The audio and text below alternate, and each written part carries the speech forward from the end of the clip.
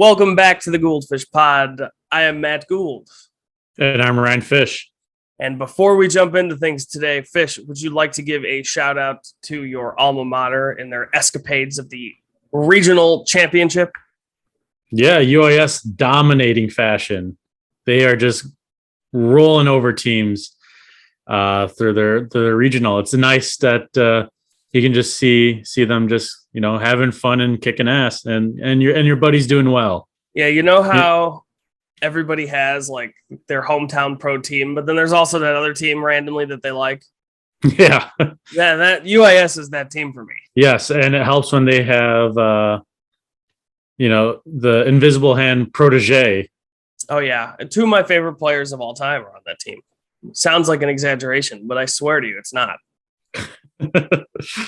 Cal and Bob the catcher. Cal Youngquist, I know you got hurt in a game today. Let's rest that shit up, man. Okay, we can't have you down.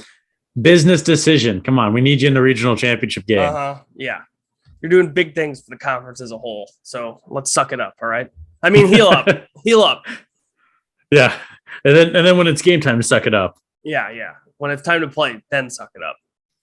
But good luck to those guys going forward absolutely. In that regional there. Doing really well so far. And someone else that I heard might have done pretty well. Sounds like you might have had a good disc golf round this week, huh? I did. I had a very solid round. I was finally throwing my drivers really well. Like I finally was just like getting a hold of them and actually just throwing them well. But came very close to an ace. Second shot off the tee pad, hit the cage. Continues. Yes. Quest continues. Yeah. So you've gotten one in your career, right? Correct. Yes. At Castaldo. So we both have one career hole in one. Yeah.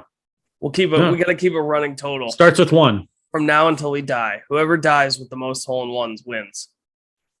And these aren't Mickey Mouse courses either. These aren't putter only courses.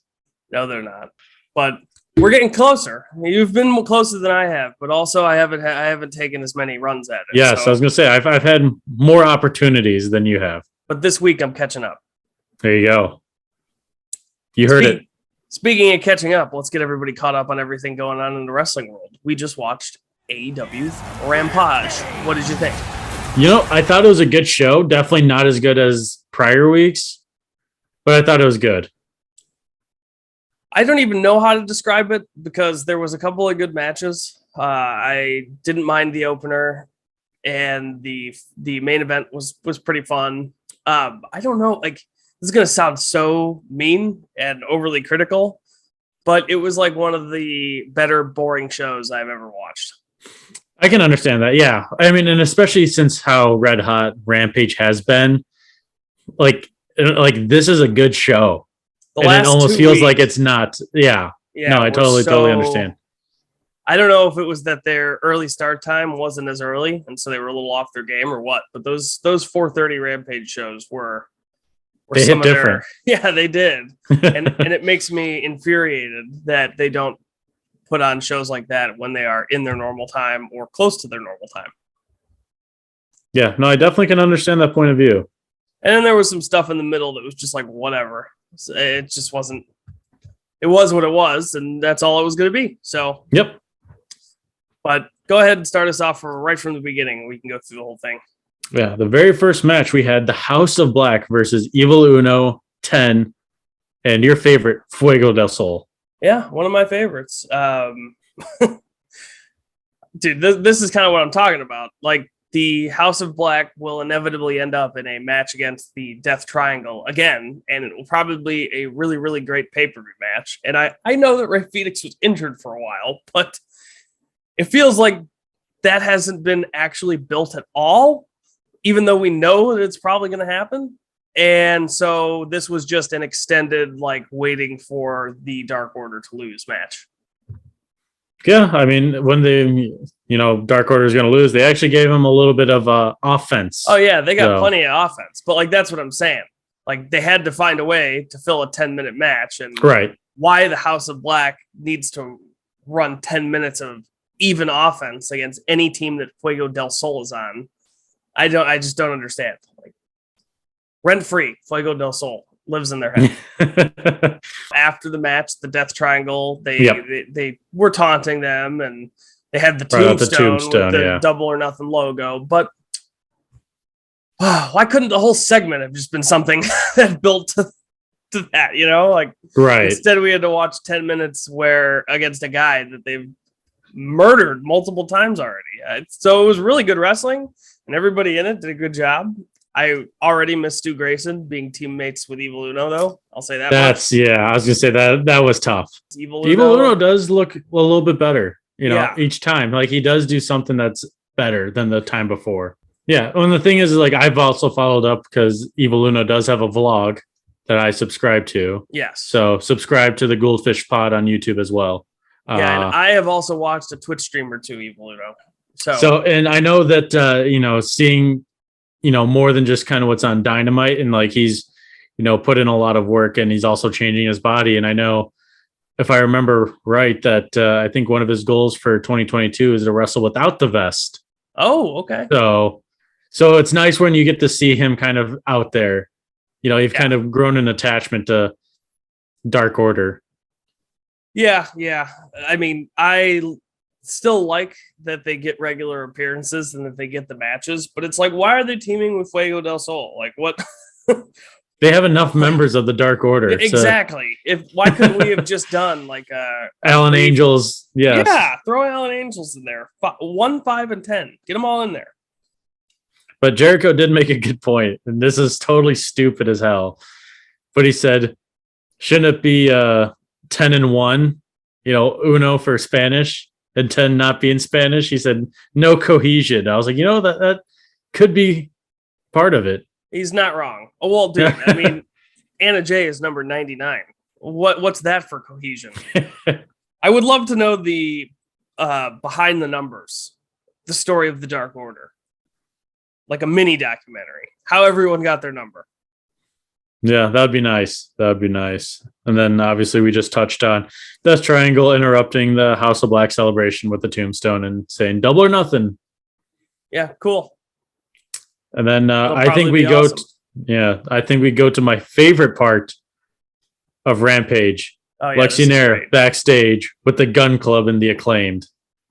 Look, I don't understand. Like, it's so simple, and it's like they're just taking the layup. But I get a kick out of Billy Gunn basically dismissing his own children. It's so funny because Papa. And the fact that he just blatantly is like, all of a sudden Billy Gunn is this homer for the Acclaimed, and his own sons are like nothing. and then he loves the scissoring as well. Yes, they're gonna have the biggest scissor party, a big old scissors party to celebrate Anthony Bowen's return. After he can't wait till he returns. I know. Hey, Billy Gunn is right though. Hey, as a motivator and a leader, he knows what he's doing. Every great faction has to go through this kind of stuff. If you want to be on the top, you've got to be able to work through things like this. Look, all I can say is for Billy Gunn, one, he's doing the right thing. Is that all these other factions are trying to get TV time. Billy Gunn is out there getting matches on Dark and Elevation.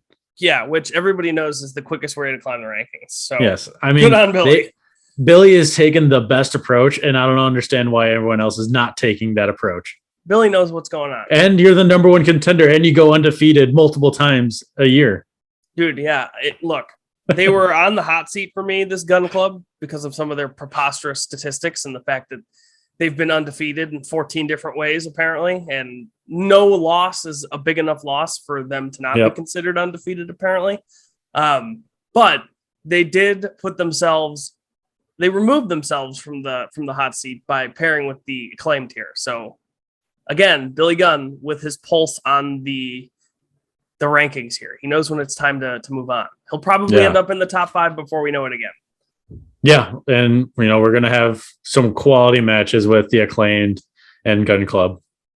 Yeah, on Dark, but they'll be there. And Elevation. and Elevation, of course. After that, we had FTR backstage with Tony Schiavone, basically calling out or accepting the challenge from Roppongi Vice. They did accept the challenge, but you were right. They also did do a little bit of a call out. They didn't mention names, but they said that they want the AEW and IWGP Tag Team Championships to go along with what they've already collected. So big 180 here in the last couple months for FTR. It went from only about being family to celebrating Bret Hart and winning titles. Yeah, nope. Still not a fan. Well, I think that they should end up with all 4 titles. Oh, that would be funny, but yeah, no, they're still not. They're still in the doghouse for me. One of these days, they'll get in the good graces. Yeah, one of these days. But then after that, we had Sean Spears versus Big Damo or Damo. So this is the former Killian Dane from WWE. I mean, most of his prominent time was on NXT, but he did have a run on one of the 2 shows. I don't even remember. He didn't do a whole lot. They tried to make a group with him. It didn't. I don't know. But he's always been pretty awesome. I could not believe that Sean. I mean, it was good that he got the win as quickly as he did. But given that Killian Dane actually is pretty good, I can't believe that they kept it this short. Yeah, I mean, I've never seen him wrestle, so I can attest to prior knowledge. So I just know that they kind of hyped him up on the broadcast. Oh, yeah. I mean, they certainly... but that's like the thing that I kind of hate about the AEW commentary is everybody is always talked up. It doesn't mean anything anymore. I mean, they talk about everybody that way. There are like 14 people on the roster that Excalibur considers possibly the best in the world. If everybody's the best in the world and everybody is awesome, then technically nobody is awesome and nobody is the best in the world. I don't know if it's a nitpick or not. It feels pretty major to me. I'm sick of hearing about how amazing everybody is. To go on a rough patch and lose matches, you can acknowledge as commentators like, hey, he's been on a rough patch lately. He's really looking for a slump buster here. And you can tell the story that way of a guy that fights underneath. And this doesn't apply to this match, but it's just an example. There will be people who are losing all the time and they're in there to have great matches and they have great matches. And the commentary just talks about how they're so great, but they've been losing. So it just wires in my brain get crossed sometimes when I hear all that stuff. Yeah, no, totally. But yeah, we just talked about, Sean Spears picking up the quick win. And then we actually threw it to the Cutler cam with the Undisputed Elite. O'Reilly and Cole. I was going to say, I like it when that they're going to get another match against each other, this time in a different promotion. Yeah, and then I just like it when it opened up and Bobby Fish just yelled at Brandon. Bobby Fish. He's got to have something to do in these things. Well, I mean, I guess I'm technically repping the shirt, You are. Yeah. I always thought it was a Ryan Fish shirt, but it is. But I'd consider Bobby Fish a relative. Yeah, he's your uncle. Yeah, so that wouldn't make a whole lot of sense. Unless your dad had like a brother that was 20 plus years. Second cousins. That's we're second cousins. All right, second cousins it is. And then the Young Bucks challenged or accepted the Hardy Brothers match. Yeah, they laid down the gauntlet, challenged them to a match, double or nothing. So I imagine that will also be on the show. And I am super curious to see how that match is going to go. We will talk about that when we do a preview of Double or Nothing more. But goddamn, those Hardys, man. they don't move that great. They are and the a Bucks little kind stiff, of move really great. I mean, Jeff Hardy after one match was banged up.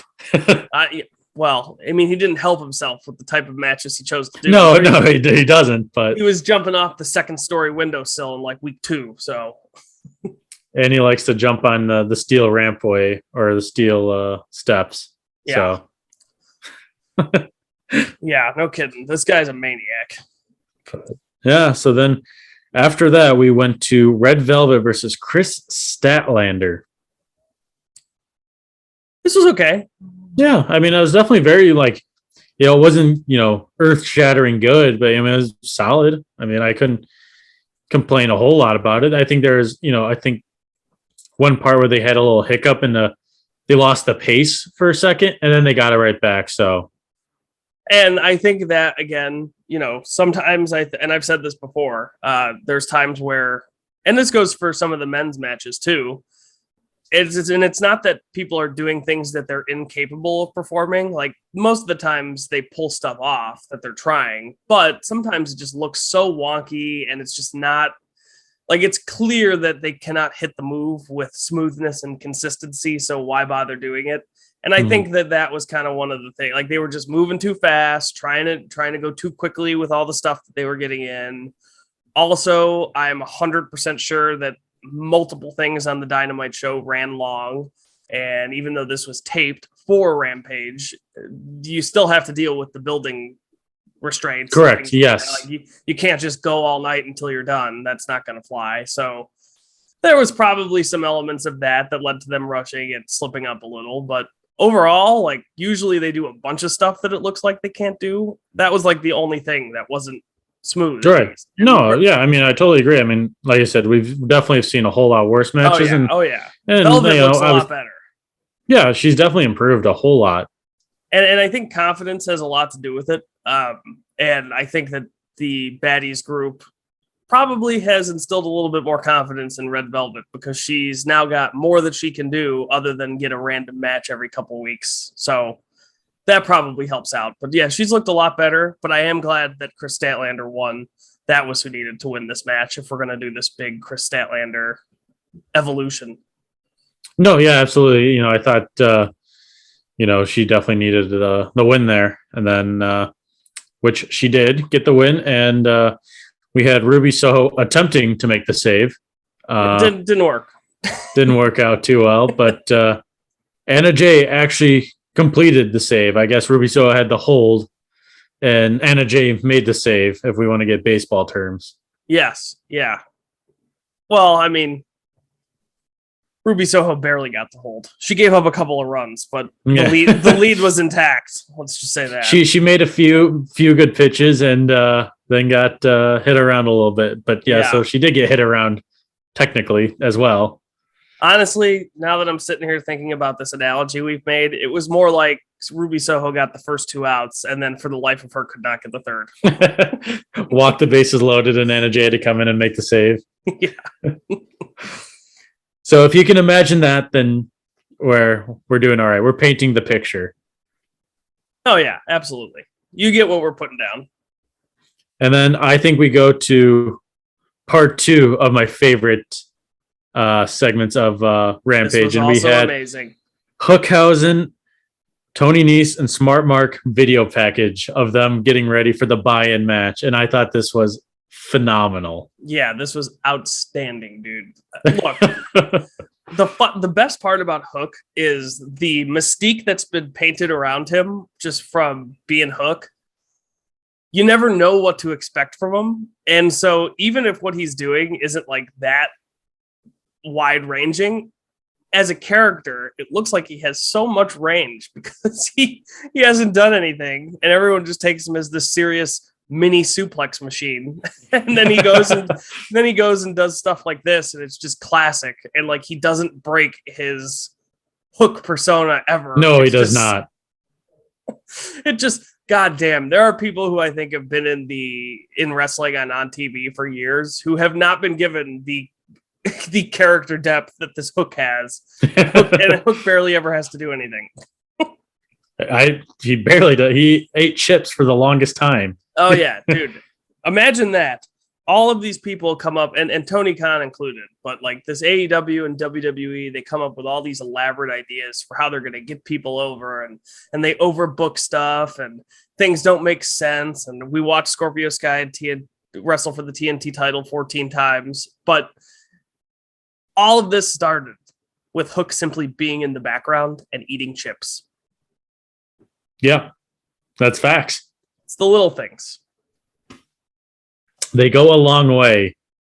They sure do. But now that you mentioned Scorpio Sky, we did go down to the ring with Scorpio Sky, Ethan Page, Dan Lambert. Did you like that foreshadowing that I did there? Yeah, it was very nice. It was the nice runway. Yeah. Speaking of foreshadowing, weeks ago, I did threaten that I would start skipping these segments, and I listened for 10 seconds and skipped it. So all I know is that apparently Frankie Kazarian agrees with Sammy Guevara. This is the most complicated thing ever. I didn't even watch. I think I'm more confused having fast forwarded through it and just kind of watched in the window, which you would think that makes sense, but because I didn't actually see it.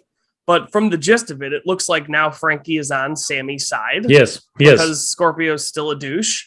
Yes.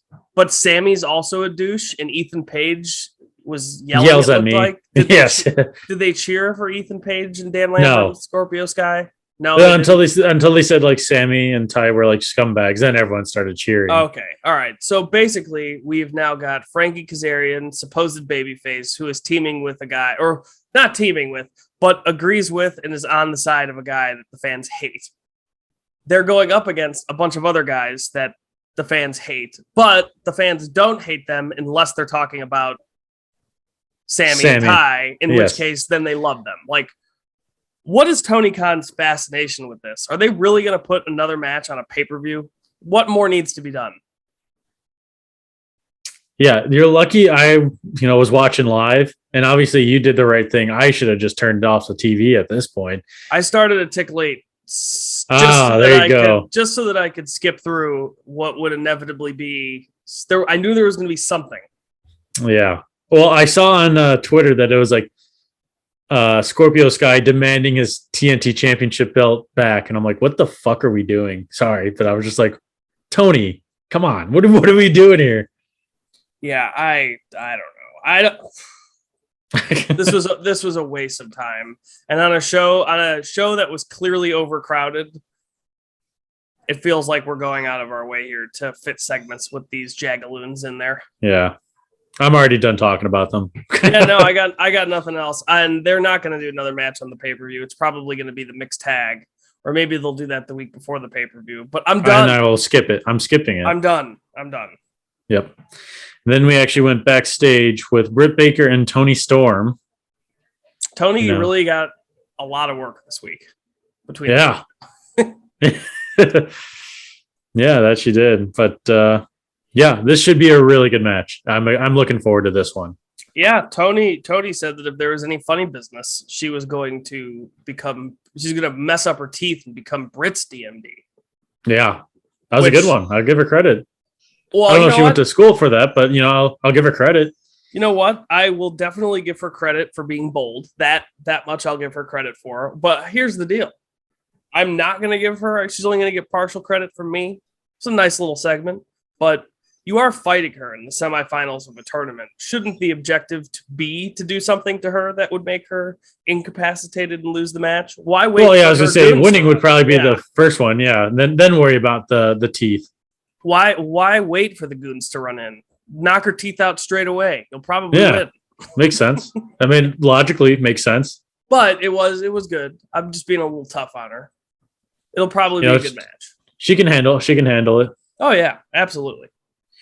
And then we went down to the main event where we had the Blackpool Combat Club, Moxley and Danielson versus the team of Dante Martin and Matt Sydal.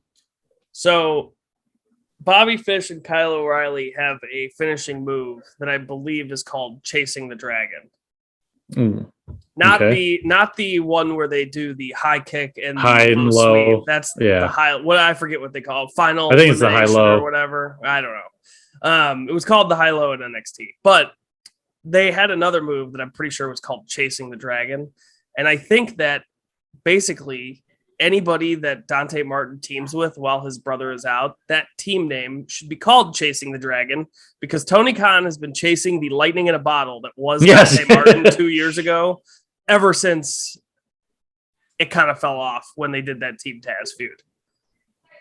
I admire the resiliency, and it was a really good match. I just think it's hilarious that we're not letting this go. We're not giving the guy a couple months off. Like, bringing him back when people miss him. We're just going to keep chugging along.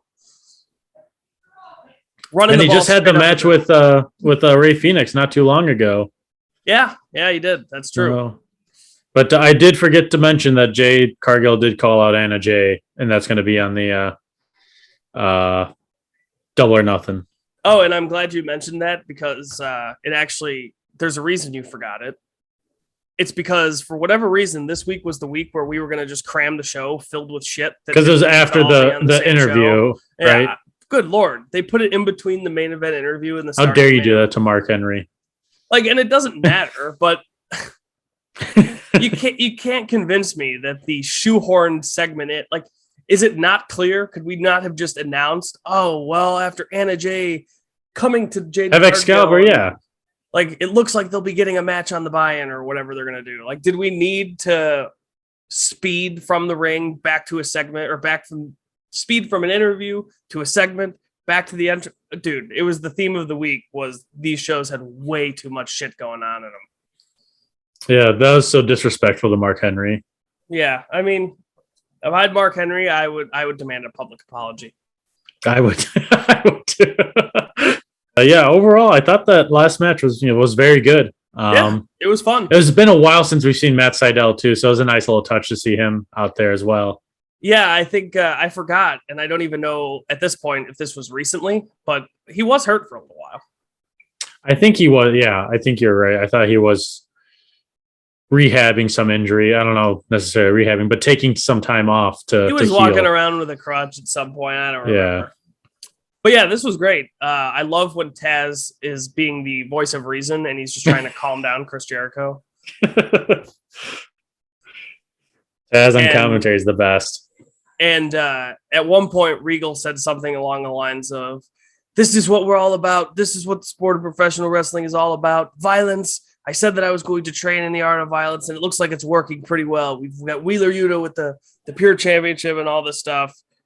And Jericho goes, "No, actually, it's all about money, TV time, and sports entertainment."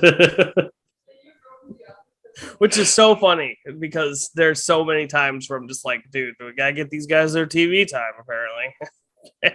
And you know what? He just said it. So I feel vindicated. Yeah, I think what was funny was that the fact that I started to listen to their banter, not like as much as I was focusing on the match, but it was funny to hear some of the back and forth. It was like, "I know you, like you came to me," and like stuff like that. Like Jericho's like denying it. I think that this was their bickering back and forth on commentary was better than the segment that they did on Dynamite. Yeah. It was very entertaining. And I will say that I also did get caught into the trap of focusing more on what they were saying on commentary than when they were in the ring. But they did do a lot of great stuff. I thought Matt Sydal looked awesome. Dante Martin always looks like Dante Martin, you know? Yeah. I mean, he's always great. You know what you're going to get with Dante Martin. So I just think that the part of the magic from those years ago when he took the crowd by storm had a lot to do with the fact that he wasn't really on there regularly. And then his brother being injured gave him this opportunity, and he surprised the shit out of everybody with the quality of the matches he had. And now everyone kind of expects Dante Martin to come out and give them quality matches. And so I don't think the same strategy is working as well as it might have when he first got hot. I mean, just imagine if Dante Martin, like when he was as hot as he was, like he was losing matches and the crowd loved it. Just imagine if he was like winning matches and like, I mean, he did challenge Hangman for the championship at one point. I thought he did. Yeah. He had. Well, that I think is kind of the problem. When you look at guys like Wheeler Yuta, or you look at guys like Darby Allin, or who's another example? But the Wheeler Yuta example is perfect. He wrestled Moxley 3 times. And the first time, Moxley destroyed him in like a minute. And then the next time, Wheeler Yuta showed some resiliency and came prepared, and made a match out of it, but ultimately was never in a position to win. But he kind of earned the begrudging respect of Jon Moxley. And then finally, they have that last match, and it's just unbelievable.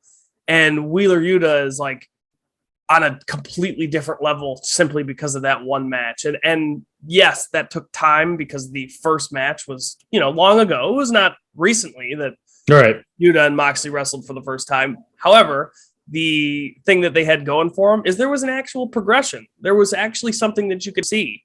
Dante Martin wrestles the same match every time.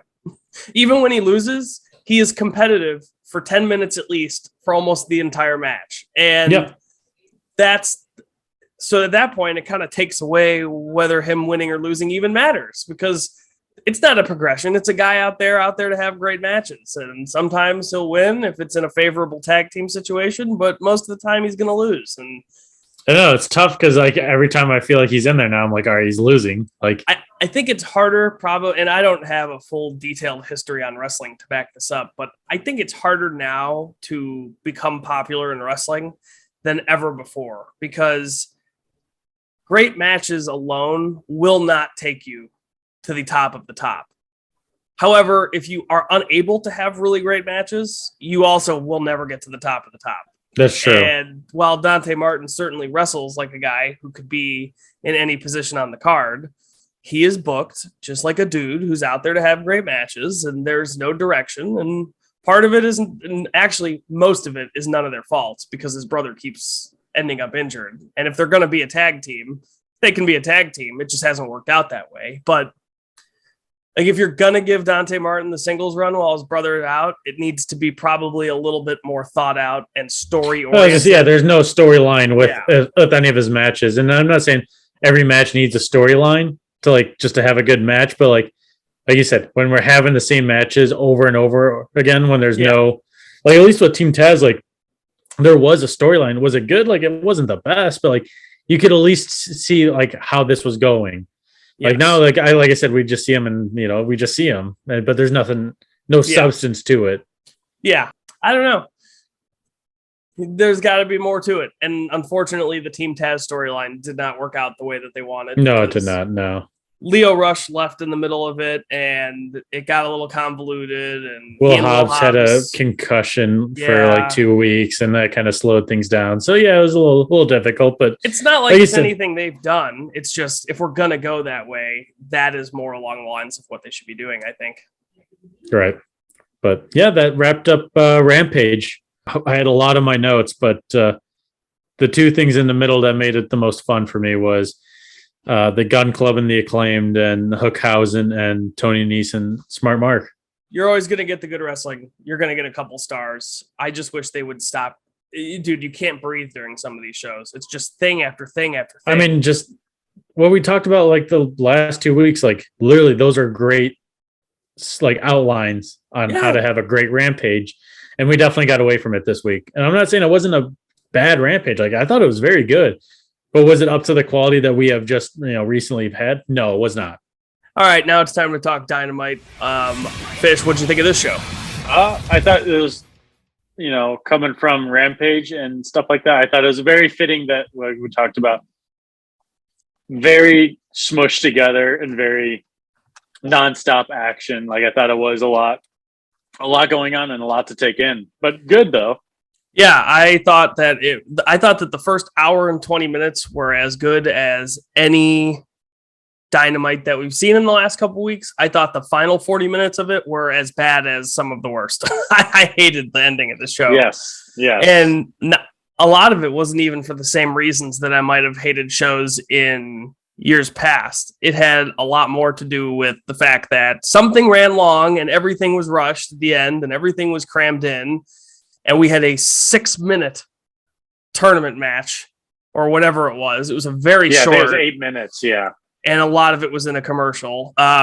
So anytime you've got that much stuff on your show, that the main event of your show that features a tournament match for something that has been built and talked about for weeks and months, then A, there was something else that could have been taken out of the show. And B, God, some of these segments felt like they went on forever. But we will get into it. The show opened up with Samoa Joe defeating Johnny Elite.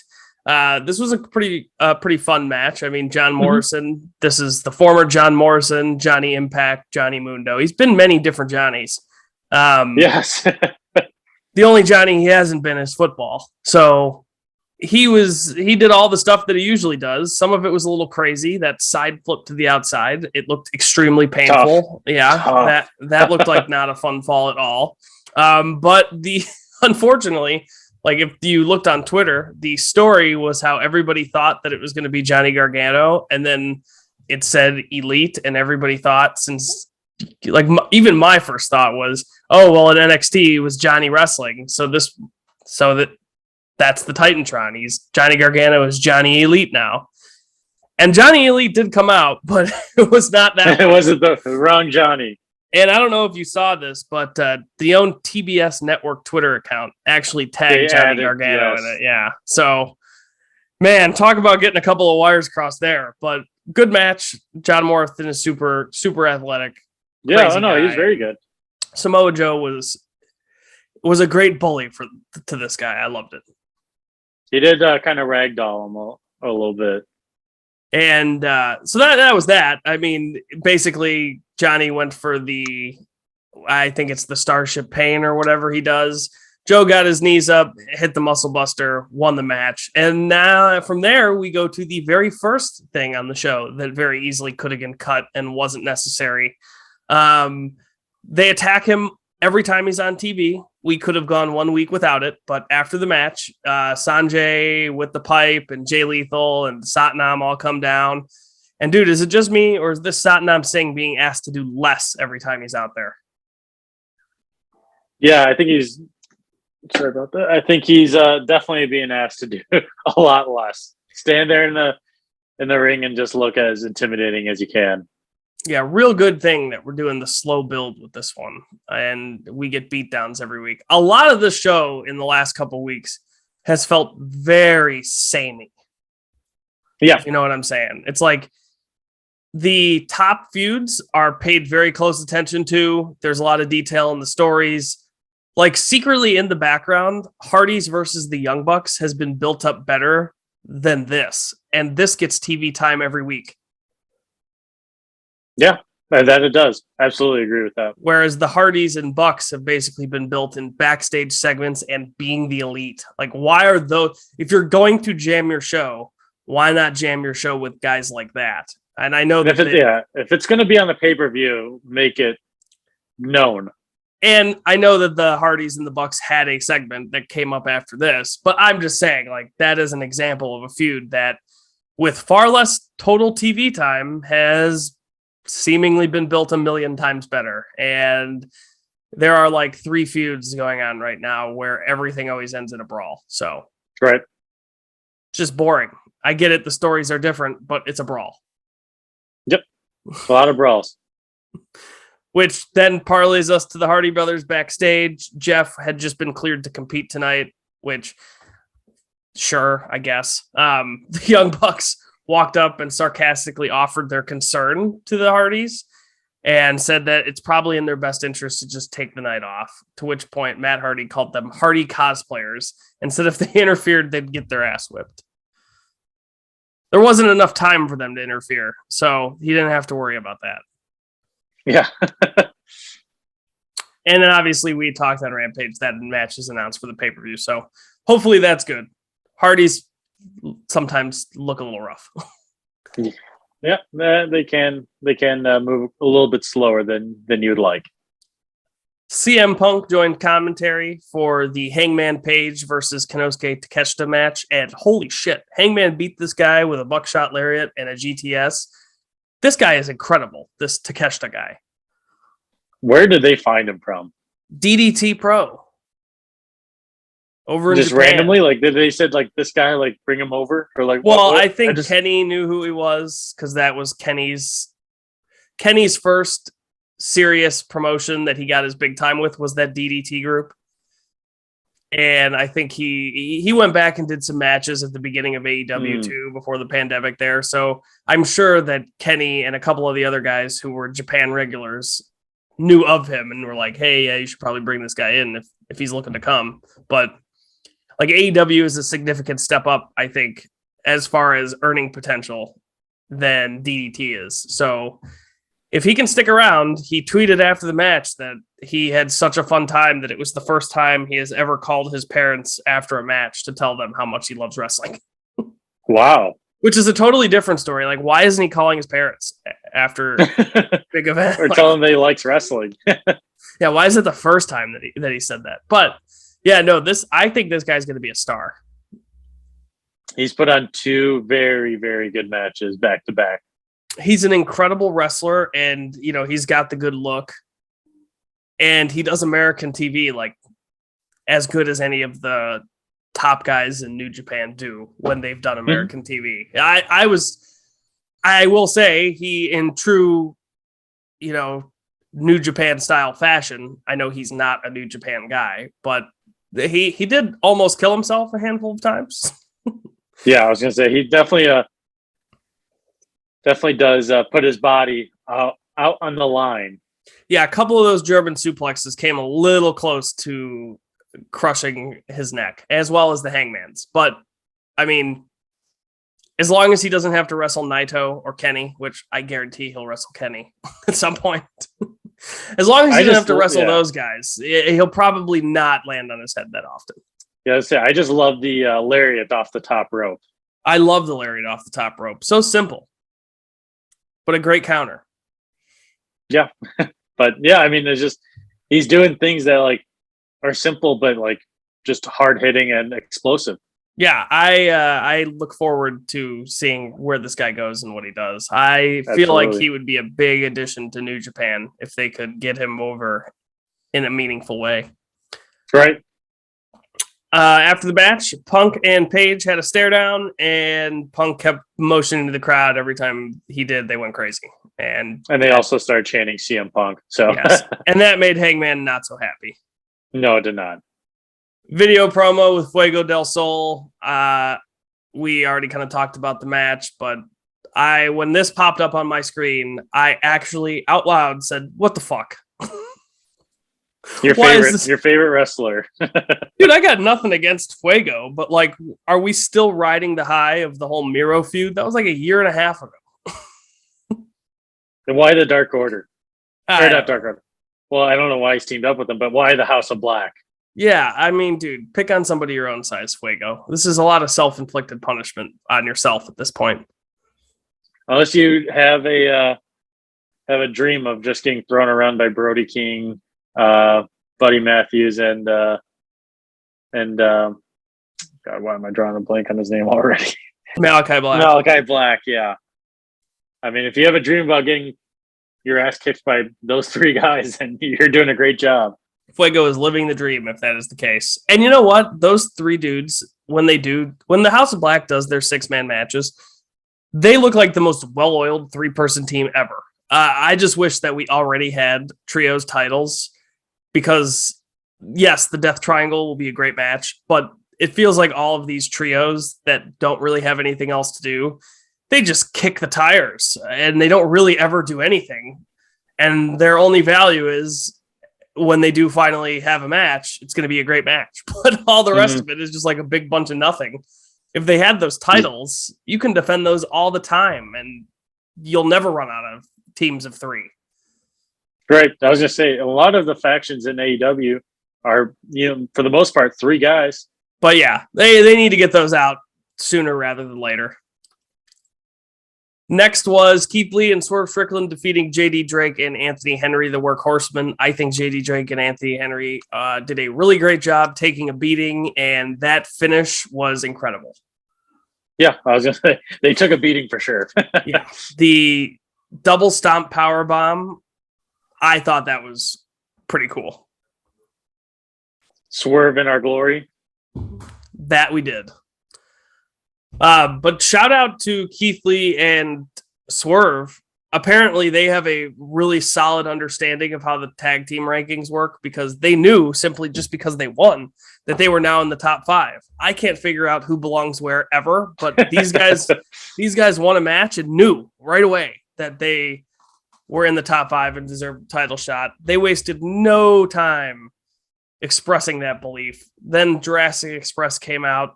Christian said that Starks wasn't ready for a real title. Totally.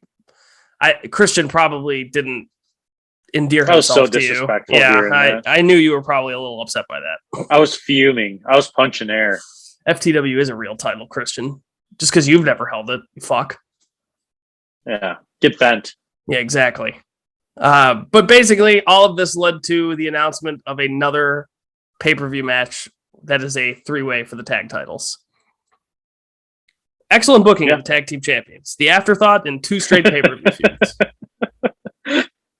Keep it up, Tony.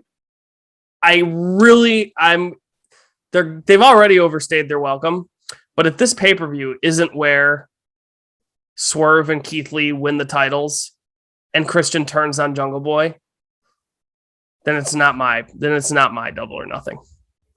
Not my tag team champions either. Yeah, that's going to be my slogan as well. Except I want Starks and Hobbs winning. I mean, as long as one of those 2 teams wins, I'm cool with it. I can't do this. The tag team titles feel like they're not even on the show, and those guys are on there regularly. How is that possible? Couldn't tell you. Does it not feel that way? I mean, I barely feel like they're like, we talk about like Luchasaurus being this, big guy. I feel like I've barely seen them. Dude, they're on the show in some capacity all the time, and yet it feels like there aren't tag team champions on a week-to-week basis. Yeah. So hopefully we can get a little reset on the tag titles, but hopefully. Next, MJF gives Wardlow 10 lashes. This was like the exact opposite of the Cody taking the 10 lashes. It was. It was the exact opposite. Cody, when he took the lashes, he made it through like 2 or 3, and then he really started wearing them on his face. You could tell he was hurting. Wardlow shrugged off like 8. I was going to say, it took him quite a while before he showed any emotion. And this MJF is just a heat magnet. I mean, the people hated him, absolutely despised him. And he was absolutely losing his mind. He was furious at Wardlow, kept yelling that he hated him. At one point, they thought that they got him really good, and they were celebrating, and then they realized that Wardlow was just laughing and kind of being like, all right, let's go. Let's get this over with. And MJF loses his cool and straps him like 5 times in a row. And Bryce Remsburg is out there counting along. Sean Spears had to stop him. Yeah, Sean Spears had to be like, dude, you're about to waste all your lashes. And then MJF, in what can only be a moment of weakness, gave Sean Spears one of his remaining slaps. He did. And that was one of the ones that shook Wardlow. Got in MJF's face. MJF did get the rise out of him, but Wardlow quickly regains his composure, which was the worst thing he could have possibly done. He regained his composure, which made MJF even more angry. And instead of whipping him one more time, he nut shots him. He falls to the ground and he gets whipped like 10 more times. Poor Wardlow. And got hit with the C4 as well. Next match was the Owen Hart Cup tournament qualifier, or no, not qualifier, quarterfinals. We had Kyle O'Reilly in a surprise victory over Ray Phoenix, which I guess this shouldn't have been that much of a surprise because the Death Triangle is going to do that match against the House of Black on the pay-per-view. But because that feud has felt so in the background and pushed off to the side, I hadn't really considered that Phoenix was going to lose for that reason. And it really made the match for me. I thought that this was I don't want to say surprising because it feels so disrespectful, but I was pleasantly pleased with how great this match ended up being. Yeah, it ended up being, I think, one of my favorite matches of Dynamite. But I was going to say, I think it also threw us a loop when it wasn't any of our jokers, and Johnny Elite also, taking the loss there. Our brackets are definitely fucked. Well, yeah, that. But I just was like, I literally was like, I don't even know who's going to win now. So definitely put that thought in my mind. I just was like, I thought I was right. Turns out I was wrong. I don't know what I'm doing. Yeah, I was so convinced at the time. And now I look back and I'm like, fuck, of course it wasn't. Like, how did I not know that? Right. But when this match, when they started coming in the ring, I was kind of sitting there thinking to myself, okay, both of these guys are amazing. This has potential to be extremely good, but it's also a Ray Phoenix match wrestling against a guy who does a lot of mat work. And It feels like sometimes with Ray Phoenix, there is simply no slowing Ray Phoenix down. He's just going to go get his shit in, and that's going to be that. So I was like, it'll either be really great or it'll be like, don't even know if you could classify it as a match, like that kind of showcase. And to my enjoyment, I think this is some of the best wrestling Phoenix has done in a long time. Take the crazy moves out of it. Take all of the death-defying stunts out of it. As far as a wrestling match goes, and like working a wrestling match as a tournament match with the atmosphere, I think this is some of the best stuff Ray Phoenix has done on AEW in a while. I was going to definitely say the range that he had. Yeah. Definitely was displayed. And the ending was outstanding. Ray Phoenix he ran the top rope about halfway across, balanced on the top rope, and then hit a Hurricane Rana off the middle of the top rope onto O'Reilly to the floor. And I was like, oh shit, this is it. We've seen this ending of a match before. Remember that Adam Cole Ricochet match? Yes. I always remember that. But I was sitting there going, oh man, okay, so Phoenix is going to win. This will be the end. And then Phoenix goes for that rolling cutter from the outside. O'Reilly catches him in an armbar and wins. Yeah, surprised me. I loved the finish. Thought it was great. It was very good. Well timed, I should say, as well. And I think Kyle O'Reilly and Samoa Joe is an awesome matchup for the semifinals. That will be a great matchup. Yep. So next was one of the more disappointing things for me because I was really looking forward to it, and I thought it ended up not so great at all. Chris Jericho and William Regal's face-to-face confrontation. I don't know. They've done so many segments with Jericho, whether it's the town hall meeting or whenever they did the inner circle. I don't know. They always had different names for them. The town hall meeting. I'm blanking on all the names, but they would always come up with one with Orange Cassidy and shit. Yeah. They had the debate. Like they've had so many wacky names for these things, and then this is just. And all of those are like very sports entertainment ways of doing about it. And then now Jericho's gimmick is that he is a sports entertainer. And what's this segment called? Face-to-face confrontation. The most I was generic. hoping that they would do the stuff that you had just mentioned, but like I know Tony Khan and Eric Bischoff aren't the best of friends, but I always loved the little cameo of Eric Bischoff just giving the business to Jericho. Yeah. And, I just, like you said, you kind of have this in your head how these segments are going to go based on the way Jericho and his group have done these segments before. And it just didn't go that direction. They weren't actually even in the ring together, why they weren't in the ring together? I don't know, because it was supposed to be a face-to-face. Yeah, I was going to say, it definitely did not quote the, definition of face-to-face. Yes.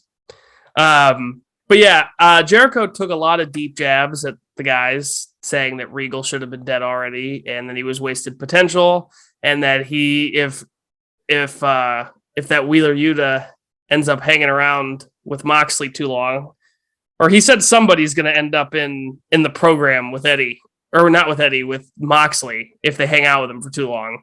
I forgot who he was saying. But like a lot of very serious stuff, and then all he has to say about Bryan Danielson is that he's a dirt.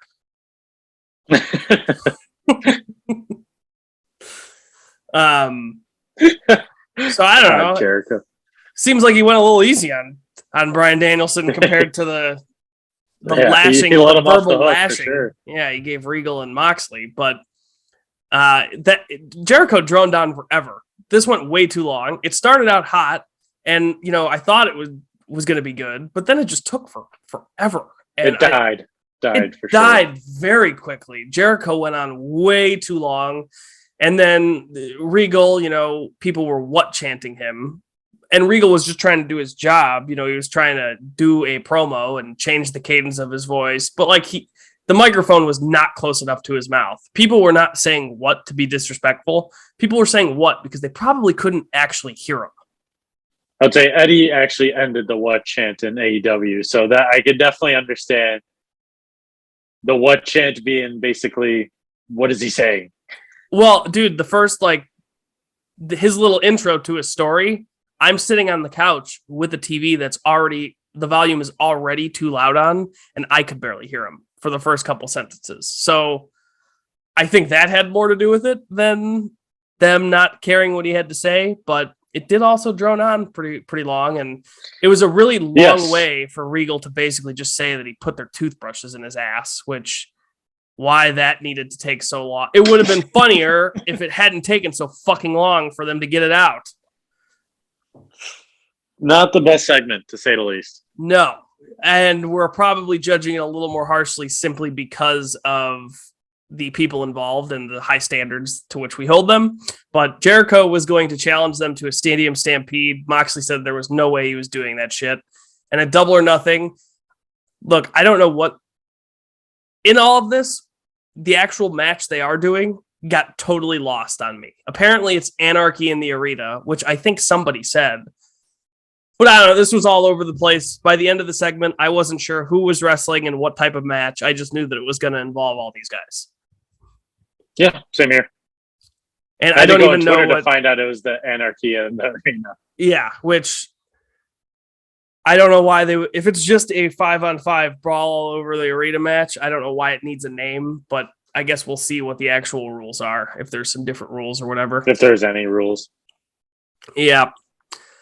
After that, and then can't forget Jericho also did say he was going to throw a fireball in Regal's face, which he's the wizard. He's a wizard. So, and then from here on, actually from that point on, to me, the show fell off dramatically. The next was the Owen Hart Cup tournament quarterfinal with Dr. Britt Baker and Maki Ito. I'm not saying that they have to bring in a debuting act every single time they do these jokers, but also I don't care about Maki Ito. Like, I'm not mad that, like, I don't care that there's comedy in the match. Like, that's not the thing, but you build up this joker and it's a very important tournament and Britt Baker is wrestling Maki Ito. I don't know. Like, God bless her. It's not like she's bad. It's just, I was underwhelmed. Yeah, no, I mean, I definitely can understand that. And, I think her matches do have a, place and time for them. But like, why Jamie Hayter is still on Britt Baker's side is beyond me. Like, what if Jamie Hayter 2 months ago had gotten injured? Or when they lost the title, when Britt lost the title, Jamie Hayter was like attacked or like set up something where Jamie Hayter's got to go away. And then Jamie Hayter ends up being the Joker. Like, and she can lose. Britt Baker can cheat. And then because Britt Baker is going to lose to Toni Storm anyway, more than likely. And then we can finally get our Jamie Hayter versus Britt Baker feud. And we can elevate Jamie Hayter, who deserves it. Instead, we tried to pop a bunch of Twitter users by bringing in Maki Ito. Like, dude.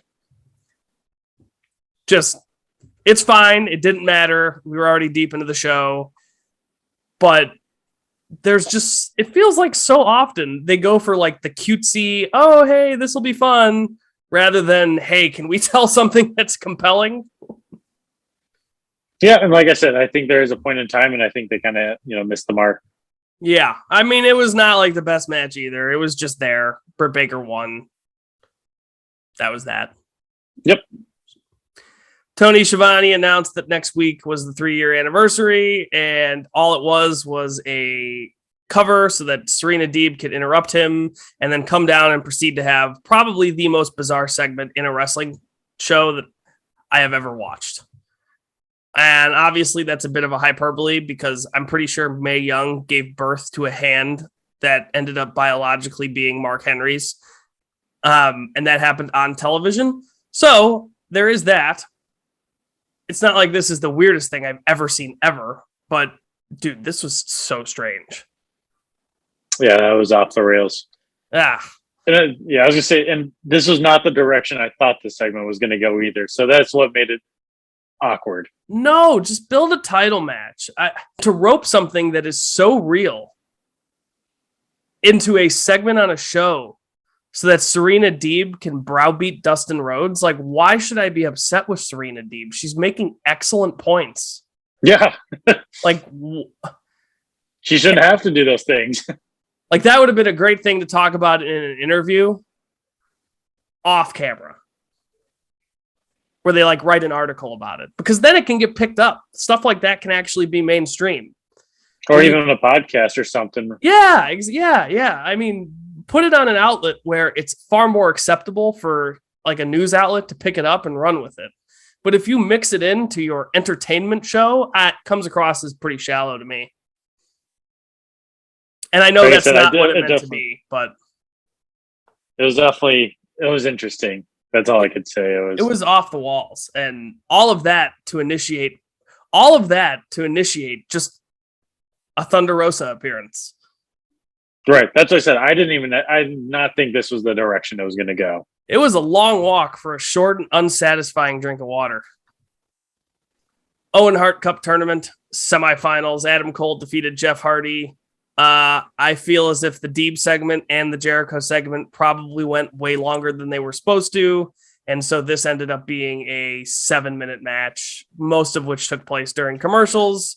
It's a shame. It was super rushed. Yes. It's a shame because I actually think Jeff looked pretty good, and I thought Adam Cole looked pretty good.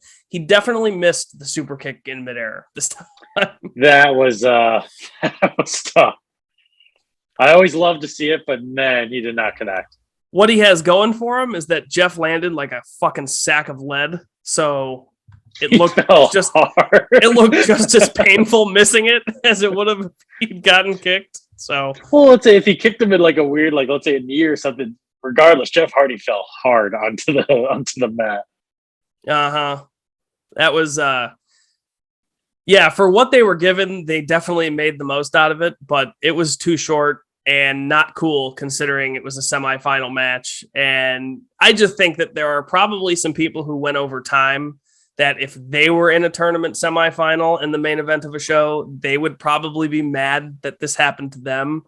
So I don't know. If you know that you've got this tournament and you're honoring Owen Hart and his legacy, maybe make a little bit more of a diligent effort as the performers to be on time so that they can do their main event. But it happens. It's not like it's going to happen every once in a while. No, I know. You never want to see it happen. But, if I was Tony, I would, be running down the earlier talents, because we talk about, Jeff Hardy, Hall of Famer, and Adam Cole, who's, a superstar. You want to give him the opportunity to show it. And we didn't really. But Adam Cole did come out on top. And then after the match, the Bucks ran down. They acted like they were going to super kick the Hardys, and then the Hardys turned around and they were like, "Oh no, we're not gonna super kick you. That's not what we were gonna do." But it was all just so that Adam Cole could clothesline them from behind. Darby and Sting got involved at some point. Were the Best Friends involved, or was that earlier? I don't even remember. Best Friends was earlier because they helped. I can't even keep this shit with Samoa Joe. I can't even keep this shit in line anymore. But yeah, they all came down. They ended up super kicking Sting. Sting throwing the chair at Kyle O'Reilly. Oh my god, hilarious! That was so great. Sting no-selling the chair is going to get over every time. And then the fact that he just like looked at him and just lightly chucked the chair back. Kyle O'Reilly is the best. Just wore it off the forehead. That was so awesome. I love that. It was a nice... There's always so much little stuff like that where you're always going to enjoy these shows, but then they like try and do other stuff that you're like, oh my God, what's going on? But like... The way like that he fell on his ass was so funny. Yes. Stuff like that is what keeps me coming back. Yeah, this was definitely an off week for AEW as a whole. It was just that, I mean, really, it was just felt like it was off. It was definitely off, but it's just interesting how off it feels when the reality of it is that the reason Rampage felt off is because they didn't really build a ton of stuff to the pay-per-view. And with the pay-per-view being a week and a half away or whatever it is, you would have expected there to be more. So that definitely contributed to the lackluster feelings of Rampage. But then like the Dynamite too, for an hour and 15 minutes, it was great. It was that last 45 minutes where everything ran long and nobody could get on time. Momentum just really died. Oh yeah. There was a drastic shift. And so, it was really the last 45 minutes of the show that kind of swayed how I felt about Dynamite as a whole. Up to that point, I was like, oh shit, this is a great show. But yeah, it was a little off, but usually they come back strong, especially with the shows right before the pay-per-view. Yeah, and I mean, we talked about the last few weeks, like it's just everything was clicking, and just you hate to see getting closer to the pay per view to have this little Yeah. speed bump. Like that's all. Like we're saying, we're not saying like it was a bad show. Yeah. Still a very very solid show, but you just wish that didn't stop. Yeah. So maybe next week, I know we're going to have a little bit of time on our hands with us being off. Maybe next week we do the Double or Nothing preview as a standalone show. Or we can do Friday, we'll do Rampage, and maybe we'll do a brief synopsis of Dynamite and Rampage, and then most of the show will be a Double or Nothing prediction. One way or another, that will be factored in somehow. Yep. But that's all we got for the shows this week. We are going to move on, do a couple of segments here. So we will kick it over to that. So there's a lot of talk about Double or Nothing coming up. It's on the horizon. But very shortly after that, they're going to have to kick things into gear for the Forbidden Door pay-per-view, which will be in the United Center. Totally sold out.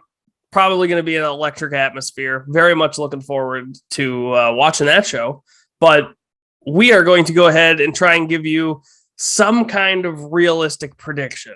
We could sit here and rattle off all of the dream matches that we want to see, but realistically, there are just some things that are not going to happen. Like, we're probably not getting Bryan Danielson versus Okada on the show. Okada's the champion. Danielson ain't losing unless they're doing a draw, but I doubt that. So we're trying to go based on what we know of the two companies.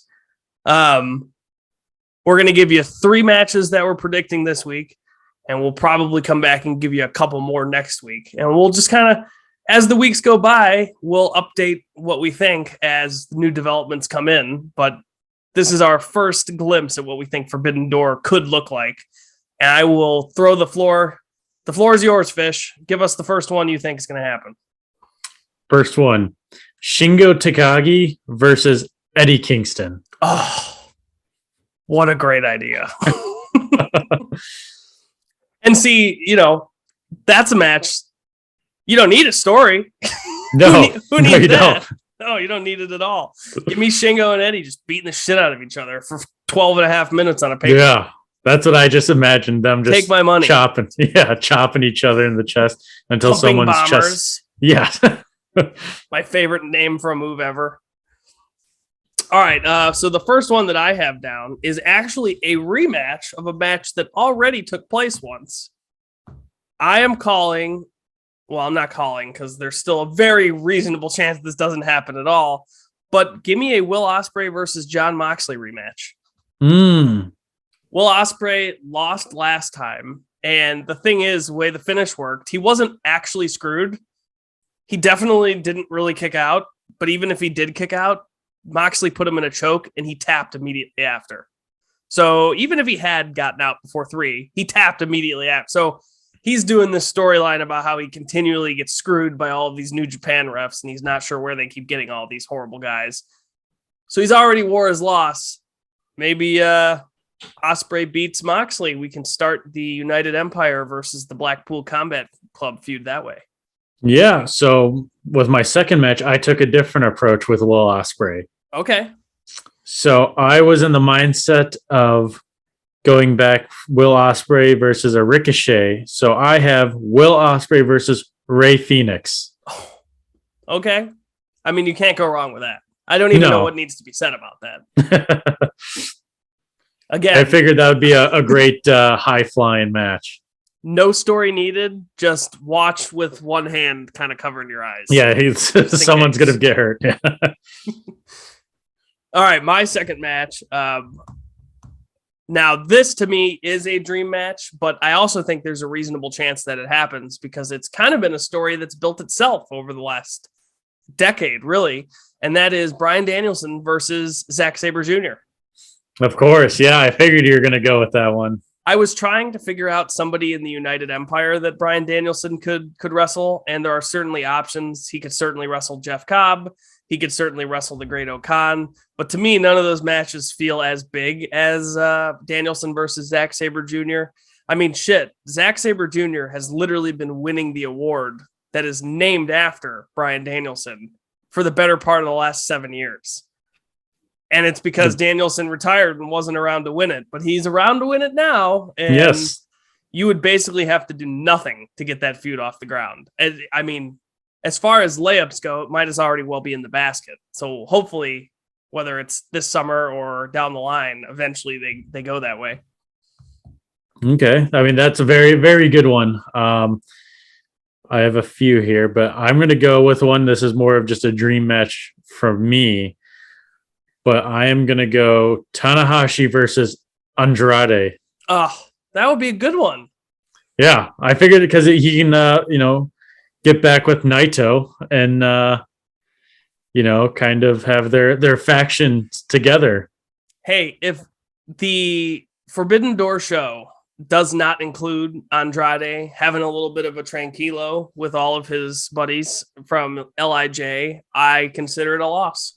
Yep, that's what I was thinking. So the last one I'm going to throw out at you, this one has a little bit of an asterisk next to it because as it stands right now, this is not a match I want to see.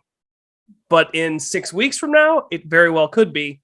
I think that FTR should gain the IWGP Heavyweight Tag Team Champions at the Forbidden Door to ultimately end up with 3 or 4 sets of titles all at once. I think they should be the ones to win the AEW tag titles. Let Swerve and Keith Lee win the titles. Have it be a short reign. Let Team Taz cause their loss to FTR. Give them a rematch. Have FTR win.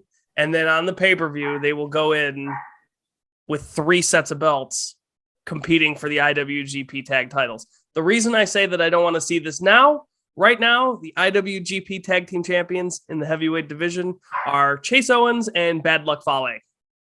Who are more so 2 random members of Bullet Club than they are a tag team. So not sure why Great O'Khan and I think it was Jeff Cobb. I don't know why they needed to lose the tag team titles so soon, but they did. So if we can get the belts back on those guys, them versus FTR, that would be outstanding.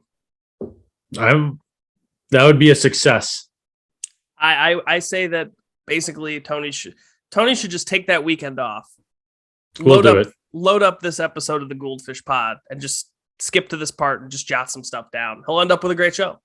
Look, he does listen to people on Twitter, so maybe if he listens to the pod, we'll just tweet the pod at him over and over, and we'll cut down just this segment for him. But so we've got a pretty strong crop of matches that we're considering here. Hopefully, we see a couple of them. We'll see how many we get right, but. We're going to bust into another new segment here. What we're going to do for you this week is we've come up with our own top 5. All this talk about rankings and all the bitching and complaining that I've done about AEW's rankings in particular. I feel like it's one of those situations where it's like, well, if you don't like it, then do it yourself. So we will.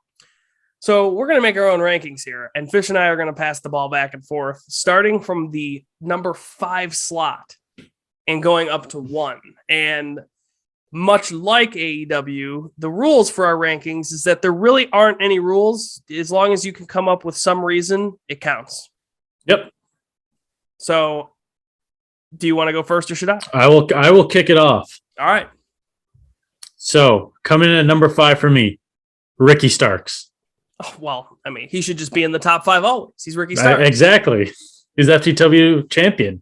On the sole basis that nobody is better at being Ricky Starks than Ricky Starks, that alone should get him into the top 5 every week. Every week. My number 5, this is going to be a little bit of a controversial number 5. I put me in the number 5 spot. Oh, yeah. I like that. That. And here's why. It's very simple reasoning, and you have to accept it. I've actually been doing some dark podcasts, really honing my craft. It's been Gould-Fish Dark. And I'm not going to show you any of the highlights. I'm never going to show you a clip unless it's important. But just take my word. You've racked up wins. Take my word for it. I'm in the top 5. Take my word. I like that. Coming in at number 4 for me, Hook. Again, yeah. I mean, partners with Danhausen, eater of chips. I can't argue that one. Throws around Bear Country. Yeah. Yep. Throws around QT. He did do that. He did do that as well. My number 4 Again, controversial, knowing my opinions about everything. Fuego del Sol. No. I'm convinced at this point that guy could just never ask for TV time again, and he'd still end up in a match. You'll still get it. Right. Very couple of weeks. Very good. And anybody with that kind of staying power deserves to be in the top 5. Give him a TNT title shot. That is good. My third is very controversial, but I go to strength of schedule. Okay. Kona number 3, the captain, Sean Dean. Classic. Still riding the high of those wins from early in the year, apparently. Beat MJF. So did, doesn't he have 2 wins? Doesn't he have a win over Sean Spears as well? And Sean Spears. Yeah. Yep. My number 3, another off the wall one here. This one's a little interesting. The TNT title. Jeez. I'm ranking the actual championship at number 3. And here's the reason. This thing has been smashed to pieces twice.